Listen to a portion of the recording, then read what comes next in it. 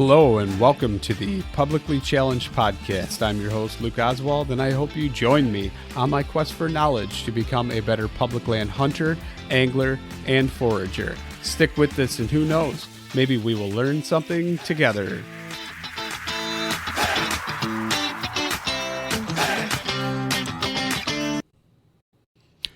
All right, real quick before we get started on the show, I'm just going to talk about Treeline Academy.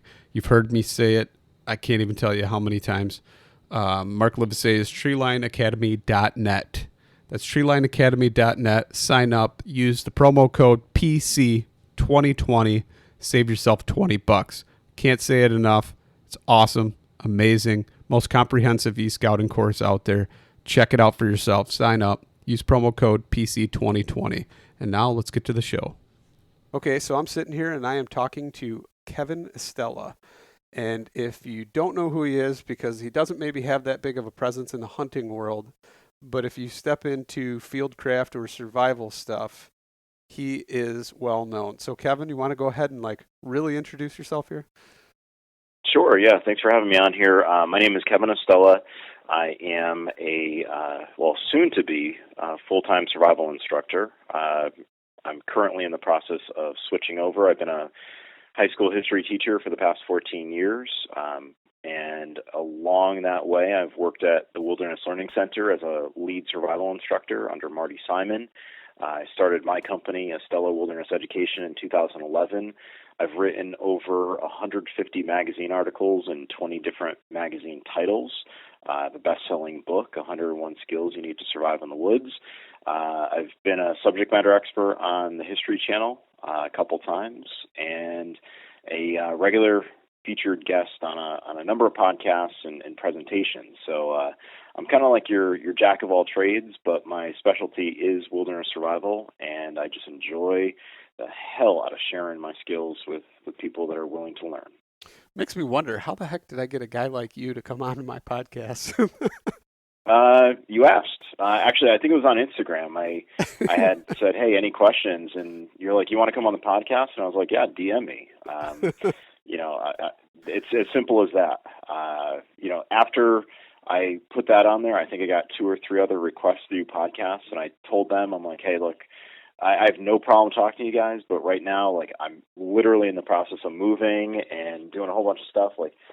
I will be on your podcast. You have my word, but it's going to be another month or so because I just we should spread this out. It'll be more exciting if there's news than doing 5 in a row. Right. Absolutely. Then they'll all end up being somewhat the same. But, so you're moving to quite the strategic geographic location.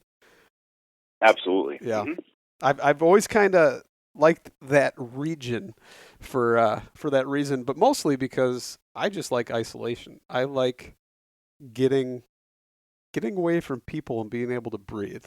And that's why I like the outdoors. And I'm going to just go out on a whim and say, you probably like the same, huh? Yeah, Connecticut is gorgeous. Don't get me wrong. I mean, I'm very fortunate to have grown up in New England. We have all 4 seasons legitimately. We have a true fall, which is gorgeous. We have winter, which isn't horrible. It's not the worst winter you're going to experience. We have a spring, we have a summer. So we're able to experience all four seasons. But one of the issues with Connecticut, and I know the audience is largely a hunting audience, is that there's really not a lot of great public hunting areas that don't get overpopulated with hunters that are all rushing to get there. For a while, I sat on the Conservation Advisory Council for the state, and it was the biggest struggle to get Sunday hunting.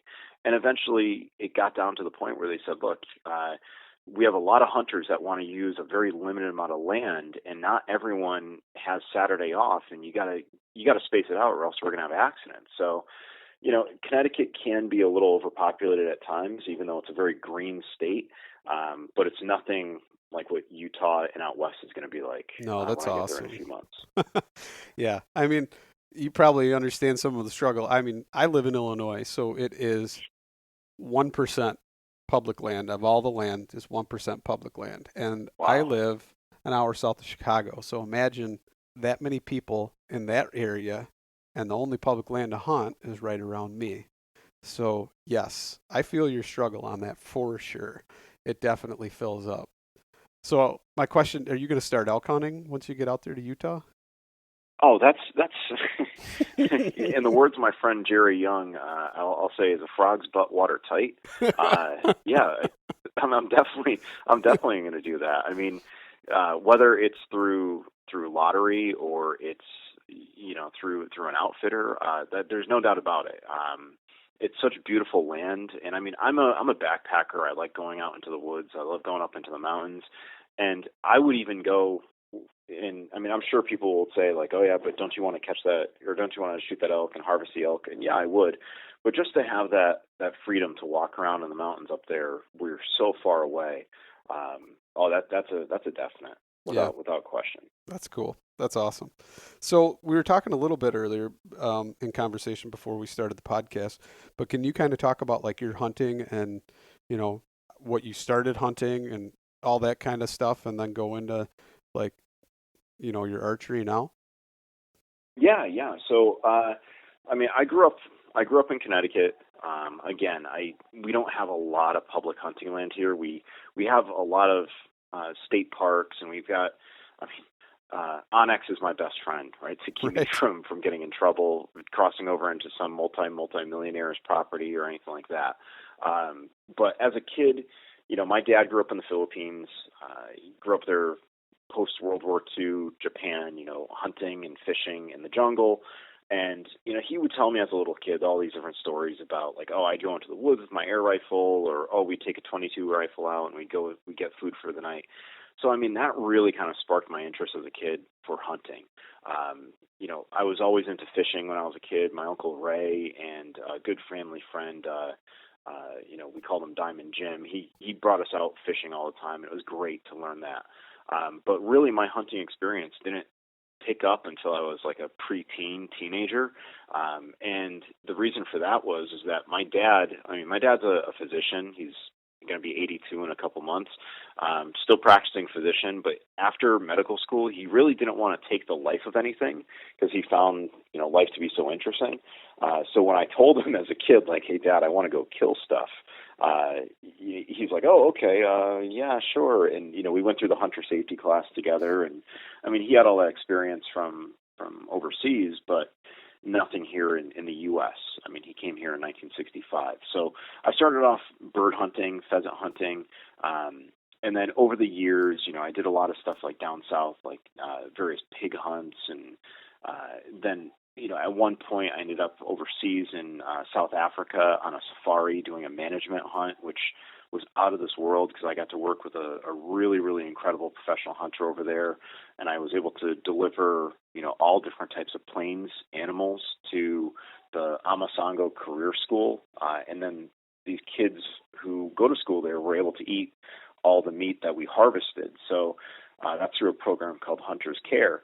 So after that, I came back and I was like, all right, let me get into more of the bigger game stuff here. And I mean, I've traveled, I've done some stuff, and one of my good buddies is like, hey, I got this access to this huge property in Kent. So we started hunting there and, harvested, deer there. So now I'm in the, like, okay, let me expand my season as long as I can. And I don't care if anyone's listening that could get me in trouble because I've already put in my 2 weeks notice. But during one of the online meetings that I kind of didn't have to really be there, but I did have to check in, I may have been in the process of getting my online hunter safety course done, watching all the videos, answering the questions and stuff like that. And then earlier this year, I finished up the bow hunter safety course to get me that permit that allows me to hunt with a crossbow here in Connecticut. And trust me, I know there are purists out there that are like, hey, listen, you shouldn't be hunting with a crossbow, use the struggle stick, use the traditional bow or whatever.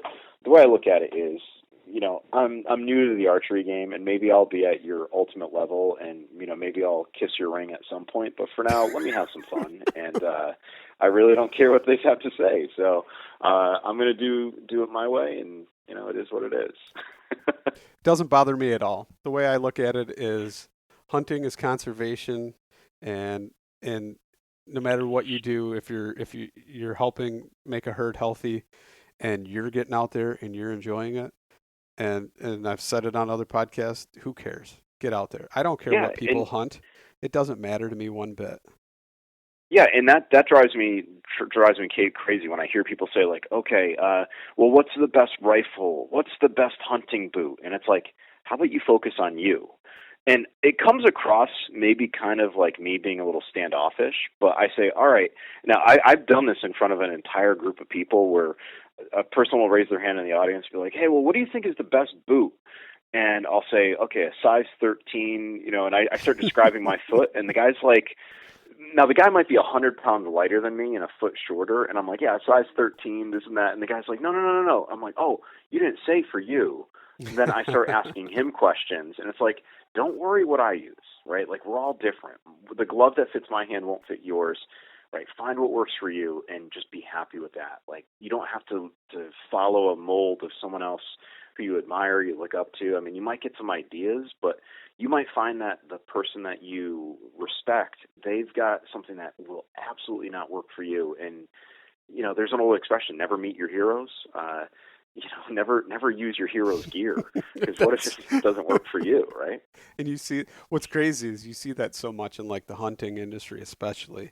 Oh There's yeah, people that I look up to, and it's like, oh man, yeah, oh, he uses this or he uses that, and I've tried it, and I mean, backpacks, whatever, and I've recently gotten rid of them, and now I'm just like, you know what, I'm gonna try what works for me, and especially the same thing with boots. Some people like Crispy, some people like Kenetrex, some people like this or that.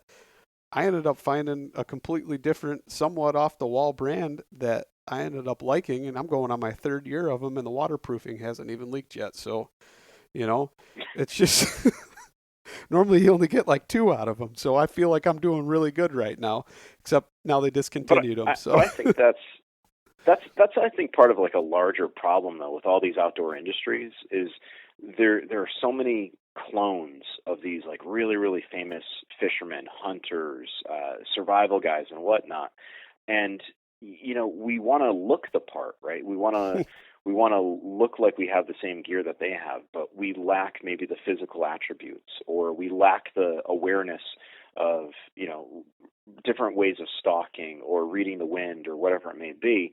So we look the part, but we can't follow suit in terms of all of the abilities. But that's never really mentioned by a lot of the people that are just interested in saying like, hey, you should buy, the gear that has my logo on it, right? yeah, Instead of telling the person like, hey, why don't you spend, a good amount of time practicing with a basic kit, learn the foundations, and then if you really feel like it's still for you, then jump to the next level and get what you need. But unfortunately, a lot of these pro outdoorsmen in multiple different fields, it's all about, how much can I pad my wallet with some sucker that's going to buy my product because it's got cool antlers on it, or or something like yeah, that. yeah. And by the way, if you couldn't tell, I'm like the world's worst merchant. Like I'm always like telling people not to buy stuff and focus on skills, but it is what it is. No, Maybe I'll it's I'll tell you right now. Like when I first started this podcast, I was like, I want zero influence on this podcast. I don't want anything. And then some people started talking to me a little bit, and I was like, you know what? No, I want to do something I truly believe in. So really, I've only got like two things going right now, and it's not like it's making me money or anything, but promo code type stuff. And it's something that I've learned, and a person that I've learned so much from. It's ridiculous, and it's like, how could I not support something like that and maybe yeah, that's inspire awesome. somebody else? But other than that, I mean, that's not what it's about. It's about talking to people, learning, and sharing it with people, and that's Right. that's what this is all about, and I love it. And if it never makes me a dime, I don't really care. So here we are. Anyway, so let's kind of talk. Let's kind of talk a little bit more about that crossbow then. So the one thing that irks me, that I hope people understand about a crossbow, it's the only thing I have a gripe with, is a lot of people who shoot guns pick up that crossbow and think that arrow is going to do the same damage that a bullet is going to do, and they shoot the crossbow like a Hmm. rifle. And I have Yeah. seen more bad shots from people on neighboring properties that I've hunted on with a crossbow than I've done with my compound bow. And as of this year, I have not. It's been 2020 has been a bad year. Let's just say that all around it's been a bad year, and my camp confidence was kind of lacking up until the other day. Um, Put a bad shot on something, and it made me sick. But I just so tell me and promise me that you're going to think of shot angles when you take a shot with that crossbow. Yeah, and and that's something that people they don't spend the time to learn. It's all about putting the time in to develop the skill. Now, I'm a big rifle shooter. In addition to hunting, I've taken a lot of precision rifle classes. I've done a lot of hybrid AR classes. Up to 600 yards, precision rifle 1,000+ yards, right? And part of precision rifle shooting is understanding your bullet drop, right? Understanding the external ballistics of that round and how it performs. And now people tend to focus on, okay, I've got a ballistics computer, I can just plug in my information with some atmospheric information, and now, boom, I can tell you what my shooting solution is out to any distance. Well, that's the new way of doing it, but my shooting mentor, when I first got into this years ago, taught me the analog method, where he's like, okay, we're going to do a walk back, and you're going to measure, you're going to use the same point of aim, and you're going to shoot at that same spot, and we're going to measure how far that bullet drops down. Well, you can apply that same formula of learning your crossbow, and it's a great bit of knowledge, because, as you said, people think like, okay, I've got a crossbow, it's got a pistol grip essentially, I'm shouldering it like a rifle. Well, it's going to work like a rifle, but there's a significant difference, even in a matter of 3 or 4 yards. Once you get out past 40 yards, how much that arrow is going to drop. I mean, you could completely miss the vitals on a deer without question. And the other thing is, people get into crossbow hunting or bow hunting, and they think like, okay, I'm going to kill this deer. It's going to fall in its place, thinking that it's going to carry that same, hydrostatic shock that a bullet would that's traveling, 2,600 or 2,800 feet per second. Well, that crossbow bolt, when it's flying at 30 yards, might only be going 300 feet per second. Like, I have a recurve crossbow. I don't have a compound.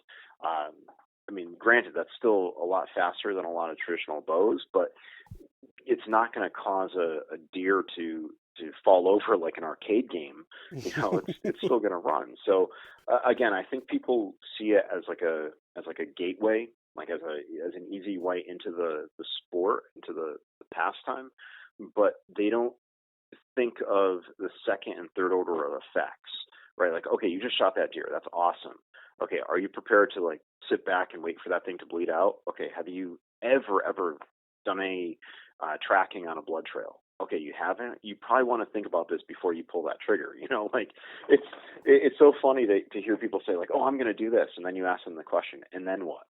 And they might have an answer, but then you say, and then what? And then they start running out of answers, and you can see the wheels are turning in their heads, because they've never been through that scenario. And even if they've never been through it physically, you can at least experience something mentally and work your way through a problem before you have to experience it for the first time in front of you. Yes, definitely. And I mean, what I think is so cool is we're in an age now to where we've got more resources at our fingertips than we've ever had before. And I think that's pretty cool. And I'm starting to see a trend, and I've kind of talked about it on other podcasts with other guests, but a lot more adult onset hunters, somebody that doesn't necessarily have a mentor, but you've got all these resources. And I've told, because some of them keep talking about how they're at a disadvantage, and I've told them, I'm like, look, you're an adult, so you consciously made the decision that you want to do something. And once you put forth that effort and you make that conscious decision, you're at more of an advantage than a kid that just tags along with somebody and haphazardly listens or pays attention. You're the one who's actually learning this, so you're going to pay attention. And I think I've just seen results from some of these people that do that, and I'm like, man, they're going somewhere, and it's pretty cool to see. I just think it's neat. Yeah, do you remember that movie, The Edge? I do, yes. That was an awesome movie. I loved that movie. Yeah, So this is the second time I'm going to bring it up, and I'm going to give a big shout out to my buddy Lieutenant Mike, who literally has it saved on his phone, and we'll be camping, and he'll pull up like what one man can do, another man can do. A lot of these people that you're talking about sound like that character Charles, right? He just does a ton of reading. He's got a photographic memory. These are people who they've done so much research ahead of time that when they get into the field, they just know how to do things because it's all theoretical, but they're just going to apply, their muscles and their hands and whatnot to practice, right? They're just going to do what they've read about. Not so much in the hunting world because I tend to hunt by myself or with my buddies that are all experienced, but when I'm in a community like the survival community or the bushcraft community where I'm teaching newcomers for the first time, hey, this is how you're going to do that, I'll find myself saying something and the students will finish my sentence. And I'm like, I thought you said you've never taken a class. You're like, oh, no, but I've watched this on TV or I've seen this on YouTube or I've read this book. And it's kind of cool because you already know they've had one exposure. And as a teacher, as someone who you're trying to, help someone out and learn, sometimes it's good for them to be a blank slate. Sometimes it's bad for them to, have these preconceived notions. But if they've already had an exposure and they have one way of visualizing it before you present the final product to them, in many cases that's so fantastic because, a lot of the hard work has already been done. And it also demonstrates how willing they are to learn. So, yeah, I completely agree that someone who's done a lot of the reading might be at more of an advantage than the kid who has one earbud in listening to his uncle or his grandfather and, he's Snapchatting, the hot girl in his chemistry class that he thinks likes him, but she's really after the buddy. Right. So yeah, I agree. Which was 100%. Also in that movie as well. So if you guys haven't seen the movie God. The Edge, who was, it was... Elle McPherson. Yes. I will tell you, if I'm married to Elle McPherson and I find out that Alec Baldwin, who number one is probably not hanging around my wife, yeah, doing a little bit more than hanging, I would drop him in that bear trap, and it's almost like, oh God, I would drop him in there twice. I'd pick him up and be like, oh, I slipped. Oh, you fell. You speared your other leg. I mean, that's Elle McPherson. Don't get me started on this one. I know we're trying to talk about hunting and survival and whatnot, but we just hit a sore spot. Like if Elle McPherson's my wife and I see a watch that says for all the nights, oh boy, yeah, I'll see red. So I'll just real quick say the movies that I have on my phone. So in my truck, I keep a DVD, and I've got a DVD player. So if I park my truck and I'm camping or something, or truck camping on a hunting trip, it's Rambo in the truck. And then on my phone, I keep Heartbreak Ridge, and I also keep Solo Hunter. So some TV shows in there too, but Solo Hunter and Heartbreak Ridge is on the phone all the time. But yeah, Rambo is a movie that I grew up with, and I did a trip in 2015 to where they shot First Blood, and I took a modern day version of the Lyle knife made by Newt Martin, the late Newt Martin, and I found like the Rambo cave. So we've all got these movies that inspire us to do things, and that's one movie I can watch any time of day. If it's on at 1:00 in the morning, if I'm going through the channels for call it a night, I will stay up and I'll watch that until 2:30 or 3 in the morning. Yep. Just because I feel like it's out of respect. You got to do that. Right. So let me ask you that, because I'm pretty sure I saw you posted something. Is that the original type knife from the movie, or is that like a reproduction that you have? Like, is that the original Bud K? Is that the Bud K, or what is? Oh, no, definitely not a Bud K. Okay. Yeah, so Bud K, a lot of people know Bud K because you get the magazines like 12 times a year, and there's always some super Pakistani Damascus blade or something in there for $4, and you're like, how is that even possible? But no, it's the knife that I carried out there. It was made by Newt Martin. Newt Martin passed away 2 or 3 years ago from leukemia. He was a Navy guy. He was a big fan of hollow-handled knives, and both he and his dad, Ed Martin, who is still alive and still making knives, Martin Knives, I contacted them. I'm like, look, I was just in Bellingham, Washington, teaching a course. I saw Signs for Hope. I'm planning on going to Hope to do Rambo skills as a Rambo fan for 30 something years. I'm like, what are the chances you want to sponsor me by sending me a knife to use on this? And I'm thinking like, okay, Newt Martin is going to tell me I can borrow a knife, but then send it right back. He goes, dude, we are making you a knife. You're going to have a great time. Like, he told me to keep it afterwards.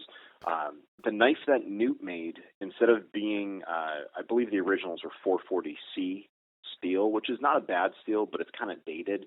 The knife that I have is S35VN, which is considered like a super steel. Yep. And the way that Newt makes it, the funny story with these hollow handle knives, people think they're garbage, but Newt made it in a way where he threaded the tang of the knife. He then screwed that tang into the cylinder handle. He fills the handle with an epoxy, like a JB weld, which is essentially harder than steel, stronger than steel. And now you have all that epoxy that's going in between the threads and through the hole in the tang, and it creates like a monolithic like bolt that just holds everything together. Well, eventually the Germans, the Boker company, Boker Knives, they wanted to buy the rights to making a hollow-handled knife, but they're like, oh, but we don't trust how strong it is. So Newt gave them some samples, and the Germans kept putting the knife blade into a vise and using like a cheater bar to bend the knife. They broke the knife plenty of times, like they broke the blade because you're going to break a knife when you put it in a mechanical vise, but they were never able to break it at the junction between the handle and the blade. And they basically were like, this is incredible. I don't know how you did it. And they wrote him the check right there. So when people say, oh, these hollow-handled knives like Rambo carried are junk, I challenge anyone to buy a Boker Aparo. It's a $135 knife. Break that thing and tell me if you could break it at that junction the way that the Germans did, and I guarantee they never will. So if they can't do that in a lab, we're not going to do that in the woods. True. Rambo must have thought it was junk though, because when he was with the Afghans, it was a wood handle. But anyway, man, I digress from all that. Way off topic, but it's cool. I like it. I like the conversation. But let's get into a little bit about if somebody was wanting to get into hunting, but they had absolutely no wilderness skills for at all, and never done anything like that, what would be some of the things that you talked to them or said, hey, look, you may want to learn this first, especially if you're going to be backpack hunting or something like that? Okay, so right off the bat, I'm going to say one of the most important things to do is to file a float plan. Learn to tell people where you're going, because what happens so many times with hunters, and we're guilty of this all the time, you'll be out and you'll be hanging out with friends and you're saying, look, I'm going over to Mountain A, right? And let's just say hypothetically it's called Mountain A. And along the way, you're having breakfast and someone's like, oh, no, I've heard that nothing's happening on Mountain A. You should really go over to Mountain C. So instead of calling home and telling your girlfriend or your wife, like, look, I'm not hunting in Mountain A, I'm going to Mountain C.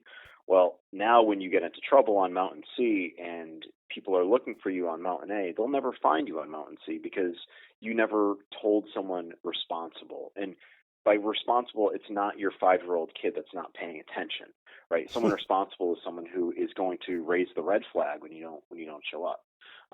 So I think that's one of the important skills. It's not as attractive as, say, like fire starting, but it's probably one of the most important skills is let people know where you're going. We're pretty resilient as creatures. Like, we can spend a night out in the woods if we're properly clothed. We might be a little discomforted. I can't talk tonight. Uncomfortable, but we'll still survive. I would say that learning to make fire is very important. Every hunter should have fire starting equipment and learn how quickly wood burns through the night. So you have to realize, like, okay, I can't make it out of the woods tonight. I need to collect a lot of wood. I need to make a small fire and sit close to it as opposed to a big fire and sit far away. Fire starting is really important. Navigation skills are way up there. Truly learning how to read a map. I would say reading a map is more important than using a compass. Because if you can read a map, you can at least orient the map to the surroundings and get an idea of how far you have to go. Or the direction that you need to travel. So I would say reading maps, just spending a lot of time looking at topography, getting a map of your hometown and learning what that hometown looks like in topographic form, way up there in terms of skill. And then I think another skill after fire and navigation is learning to hydrate. Right, we're all guilty of it. Where we go out without a water bottle. It's like, I'm only an hour away from my car. I don't need water. I don't need extra weight. I'm going to be carrying back an animal or dragging an animal. I really think it's important you carry the equipment on you to boil water. Just that water bottle can be used to heat your body. Right, you can, in the middle of the night, boil water, put it next in between your clothing layers, not directly up against the skin, but that can keep you warm. So there are all these little skills that are covered in like a basic bushcraft class or a basic survival class. They 100% will pay off as for a hunter, just because anything can happen hunting. I mean, you could be out in the middle of a field and be looking at your watch saying, all right, I can legally hunt until sunset. And then the minute you walk into the woods to try to get back on the trail to go home, you realize how much darker it is in the wood line than it was out in the open, and now you get lost. So, I mean, something as simple as that can easily happen to anyone. And a base foundation of skills are so incredibly important to have.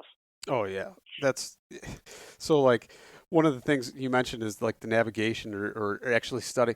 So if I go to a place, I like to e-scout it first, and when I'm doing Mm-hmm. that, I take mental note of certain features or things that you could use as a backstop or a reference as far as like, okay, if I hit this, and prime example of it would be I battery died on my phone.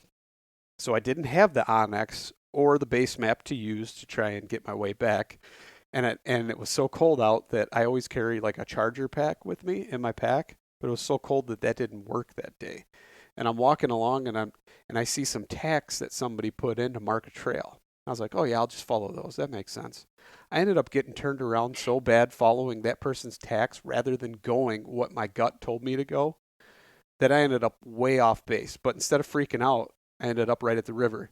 And I was like, okay, well, now I know I just got to follow this river and follow it to a bend. And if I take a hard left and go up, I'll end up running into the parking lot. And it worked out. But I know of cases where people, and even people that I personally know that have gone down to their own hunting property and have gotten lost and had to call their brother or their friends and go, it's so dark. I don't know where I am. It's too dark. I don't know where I am, and freaking out. And the first thing that popped into my head was, well, just walk until you hit a fence line, or you know what I mean? Like you're on a couple hundred acres. It's not like you're on 10,000 acres. Just walk until you hit a fence line and follow that fence line. You're either going to end up in a field or at a road. But some people, they don't think that. They can't keep their wherewithal about them. And like, what would you say to somebody like that, or how would you address that to try and teach somebody or improve? Well, I mean, you just said it. I mean, here in Connecticut, if if you're capable of walking in a straight line, you're going to bump into some type of man-made feature. But one of the things that I've seen happen on many courses when we have been taking people through the woods, and we'll say like, okay, you're going to get to a stone wall, and when you get to the stone wall, you're going to hug the stone wall, and you're going to travel, say due east. Well, people won't realize that stone wall is what they're stepping over, because we have a tendency when we're walking, we don't look from different planes and different perspectives. We always want to see things from 6 feet up in the air, or however tall we are. It's so important as a hunter, as someone is into observation, and I'll never claim to be a tracker, right? Like that's not my specialty. Like, I'll save that title for people who are legitimate, like man trackers, and they're working for like the government to do that. But if you're in that tracking community, you don't look for tracks at, eye level. You get down to the ground and you see it from a very different perspective, and you can see different, reliefs in the ground. So I think what you said was just spot on. I mean, I don't think it needs any more elaboration. It's so easy to believe that a trail is correct, but we have this gut instinct that's kept us safe for millions of years. And sometimes just following your gut is often what's going to keep you safe. I mean, one of the greatest books that I recommend everyone to read, and especially young women going off to college, because there are more male predators than female predators, they need to read the book The Gift of Fear, because it's all about trusting your gut and how we are very logical creatures, and we want to kind of answer everything in logical terms, but sometimes you just tell yourself, no, this is screwed up. I don't like this. And you trust your gut, and it will usually keep you alive. That's a good point. That's definitely a good point.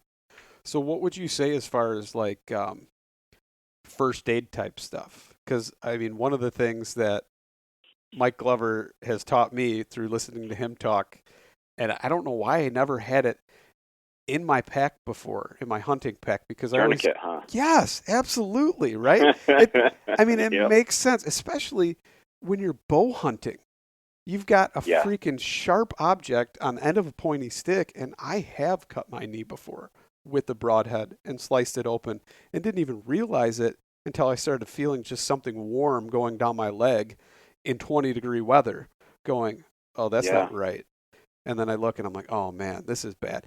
But it's one of those things that you don't think of until that situation. And even then, after that happened, I still didn't even think of it because I was close enough to my truck. I went and took care of the animal real quick and drove and got it stitched up. But I mean, a prime example, I don't know if you like follow anything in the hunting industry, but a guy named Dave Brinker was with two of his buddies and they were elk hunting. And I believe they were out in Oregon or Washington.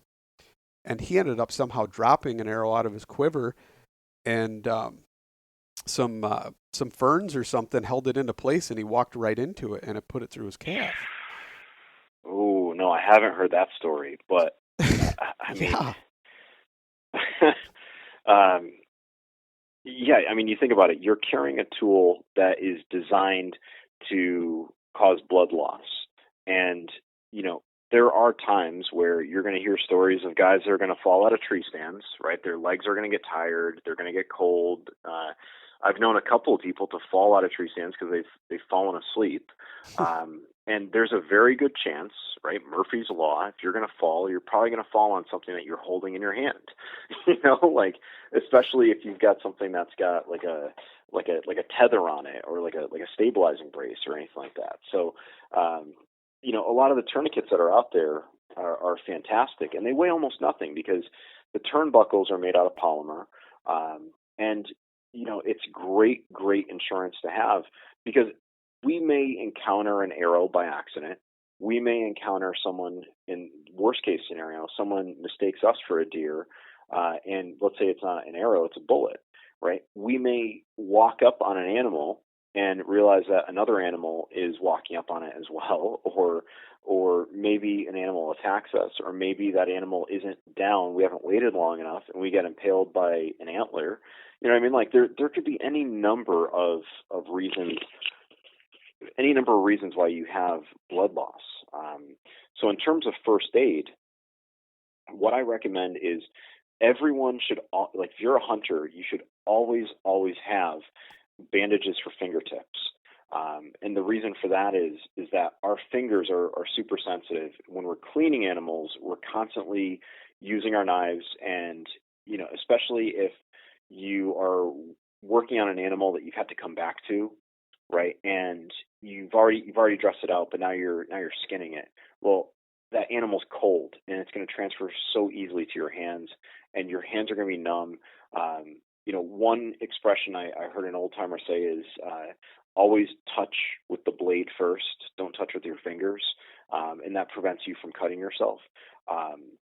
But you always have injuries to your fingers. If you're a bushcrafter, outdoorsman, like survival guy, you're carving with your knife. So the place that you're most likely to carve and get injuries, most places you're going to most likely get injuries are going to be your fingertips. So fingertip bandages, a tourniquet for major blood loss. I'm a big proponent of carrying gauze pads for your eyes. I've seen it plenty of times. I've experienced a corneal abrasion, and it's a game changer. It'll take you out of commission. It's really bad. I've heard a doctor say the three worst pains a person can experience: corneal abrasion, and this is no particular order, childbirth, which I have no experience in, passing a kidney stone, and corneal abrasion. I've heard those as the three worst. And it's a common injury to be walking behind someone and for them to not hold the branch, and you walk into the branch as it whacks you in the eye. So injuries to the hands, injuries to the eyes, major bleeding, all very important. What's really important is carry an emergency blanket if you do treat someone for blood loss, because a common thing that happens with blood loss is hypothermia. So you need to maintain that person's core temperature. And if you're going to put them down on the ground, you need to insulate them from the ground. So people who have been shot haven't died necessarily from the blood loss directly. It's from the hypothermia. Yeah, exactly. Yeah. So another thing, always have a sportsman's blanket, like an emergency blanket, because it's got a million uses. That's actually, I've always, and what's crazy is following certain principles of life. You carry those things in certain places, right? So my wife's car has emergency blankets. My truck, my car, they all have emergency blankets. They've got tourniquets. They've got, all kinds of first aid stuff. And then, yet my hunting pack didn't. It just, until recently, and then I started thinking about it and, listening to certain people like Fieldcraft and other things like that. You're like, man, why in that aspect of my life don't I do the first aid? I do it in other places and I carry a couple Band-Aids and stuff, but why wouldn't I carry something that could potentially save my life, especially if I'm by myself? It just never occurred to me. So I hope other people are listening and think, you know what, maybe that's not that bad of an idea to put a tourniquet in, because that's so important. Man, I can't even stress that enough. And now that it's in there, I don't even think anything of it, but I know it's in there at least. And that's like, yeah. And there's old school thoughts, right? Like a lot of people think like, oh, I'm just going to take my belt off and I'm going to make a tourniquet with a belt and a stick. And I'm going to tell you right now that talk to people who spent time in the military, who are working in the front lines in the hospitals, who put tourniquets on a daily basis, and they'll tell you that a belt and a stick does very little to occlude the bleeding, right? It's something that, I mean, you'd really have to crank hard, and a lot of belts aren't going to give you that. A tourniquet is really purpose driven, and if you want to use a computer to bang in a nail, go ahead. I'd rather use a hammer. Absolutely. Like it drives me nuts when people are like, "Oh, well, I could just do this." It's like, well, yeah, you could, but if carrying it is really not that much of a deal, and that big of a deal, and if buying it is $25, what's the issue? Yep. You're willing to spend $50 on a box of premium hunting rounds, and you'll probably use 2, and you'll probably only carry 5 in the field at most. For the weight of the other 15 rounds, you could carry 3 or 4 tourniquets if you really had to, and it just drives me nuts. It's it's such a worthwhile investment. And that's like, you mentioned that, and I've had a guy say to me when I've mentioned what do you need a tourniquet for? I'll just use my belt. And he's wearing a leather belt, and I go, how many notches does that belt have? Can you go down to the size of your leg? And he looks at me like, yeah, okay. But it made him think about it. And it's true. I mean, how are you going to get the belt that tight when it doesn't even have a notch to put your, the buckle in? So Right. Yeah. What's some other things that you would say, as far as not necessarily first aid, but just skills that somebody would need to develop?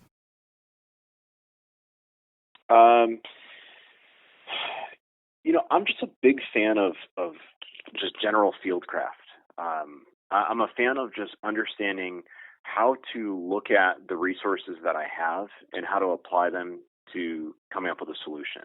A couple of years ago, I was helping a buddy who was involved in a long distance marathon / shooting event called the Darren Fink Sniper Challenge. And I showed him, hey, look, if you have some paracord and you've got some sticks laying around, here's how you can build a tripod. And with myself and my buddy Pacifico Flores and my buddy Dwayne Unger and Dave Middleditch, we're all sitting around talking to my buddy, we call him Chainsaw, all talking to Chainsaw, and we're like, dude, think about what you could do. So now we're sitting there with a tripod, and we're out at 100 yards with rifles, and we're like, okay, let's see if we can get a decent grouping with this. and we're hanging the rifle, we're putting it on top of the tripod and kind of like the crotch of the 3 sticks. And he was blown away. He's like, wow, that instantly increases my ability to have a more durable platform to shoot from than just standing, and it took less than a minute to assemble.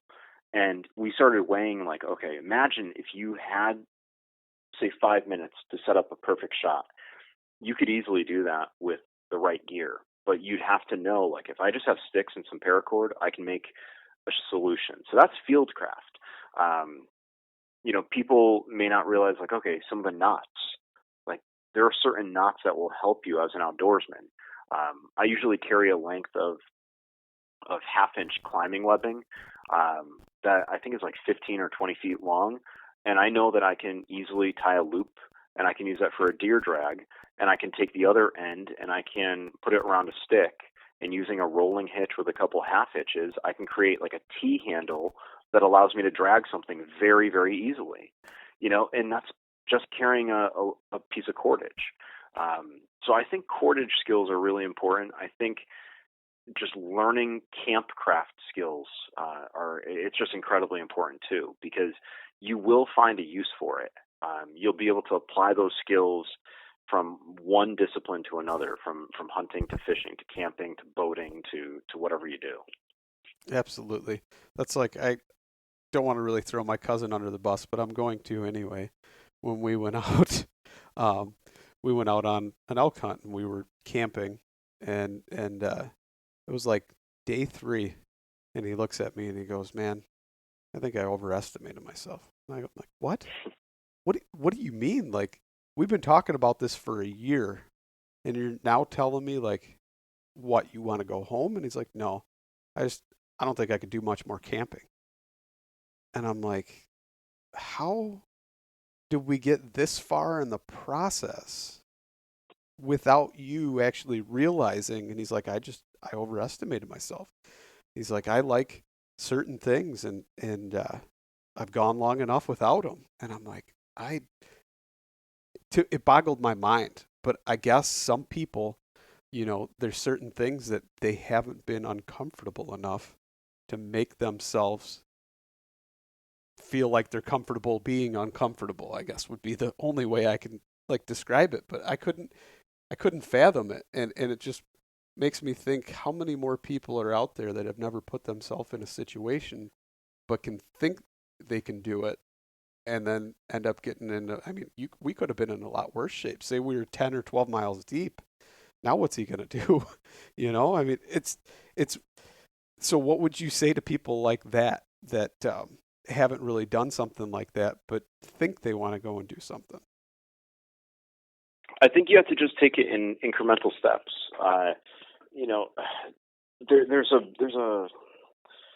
It's a problem. Like, people want to rush to conclusions. You can't trust the process. I think it's really important that you understand your limits.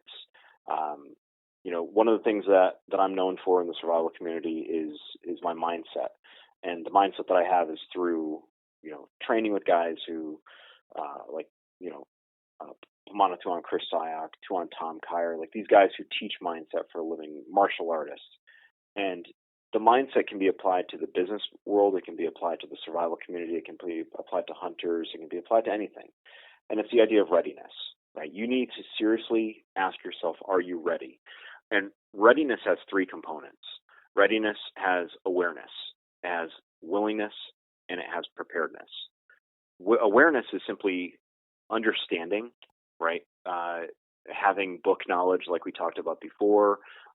It could be tracking data on your personal abilities, right? Like how far can you run before you have to stop, that type of thing.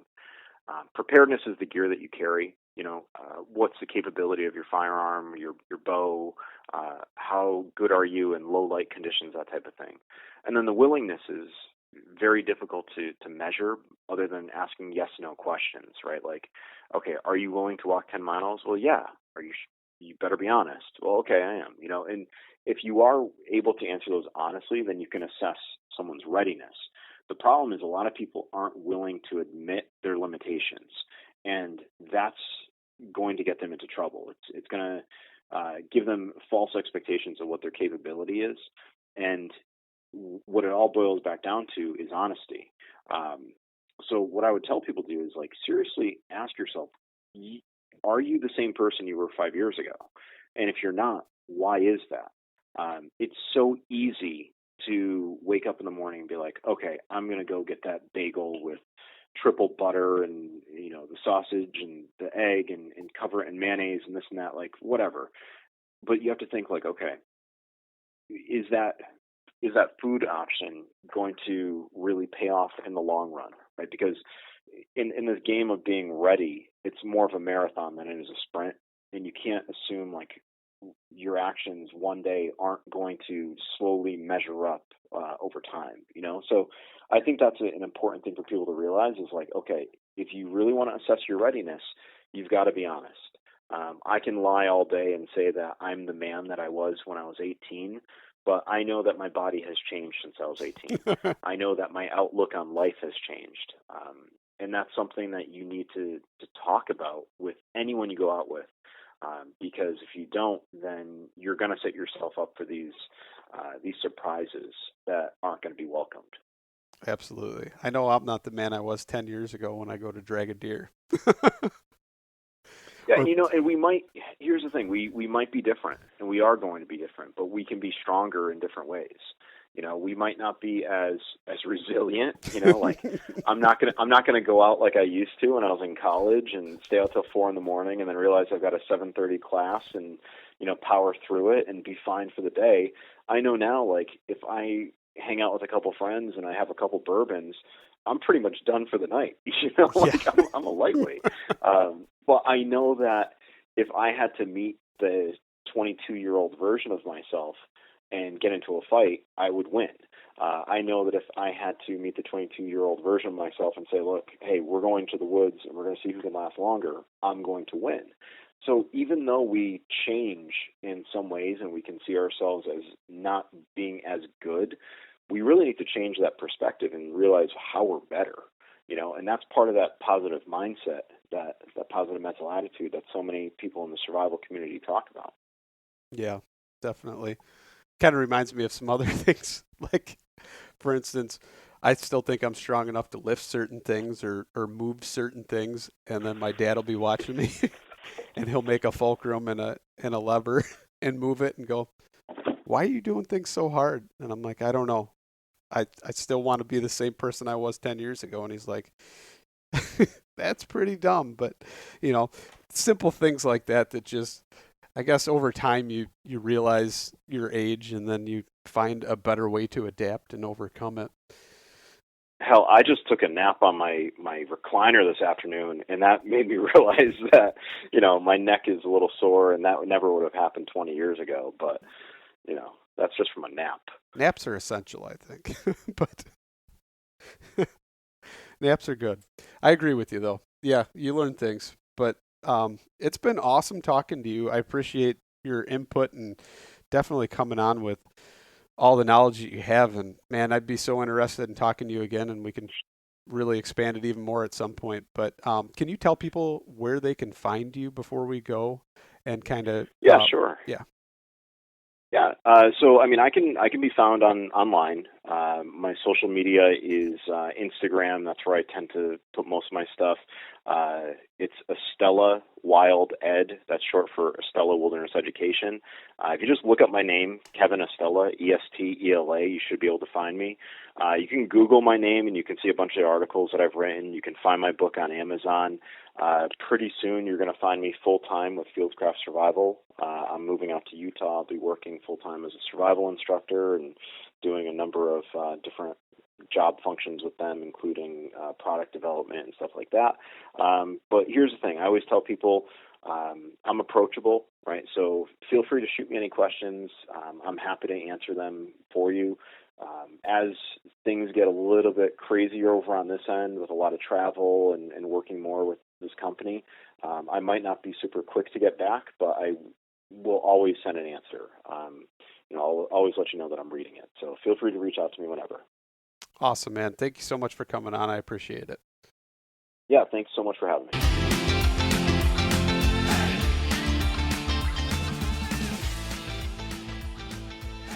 And once again, thank you so much for listening to the Publicly Challenged podcast. I hope you enjoyed the show, and if you did, please subscribe on whatever platform it is you're listening to. Also, if you could leave a review, that would help us out. And you can check us out on Instagram or at publiclychallenged.com. And once again, thank you so much for listening to the show.